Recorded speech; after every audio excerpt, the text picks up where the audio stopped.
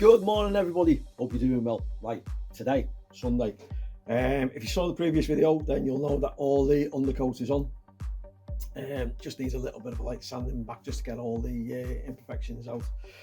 But today, I've decided that I'm going to put some colour down in the engine bay. Only the engine bay. And the reason for that is that I'm going to start, once that's all dried off, rebuilding it. We're going to be putting the axles back on front and rear, and it's just to enable me to get it in and out the garage just a bit more easily.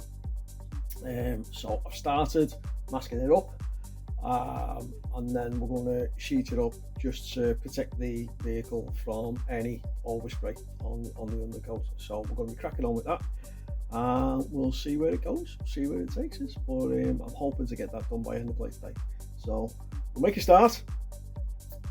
We'll get some colour down and we'll see what it looks like. All right, crack on with that. All right, see you in a bit.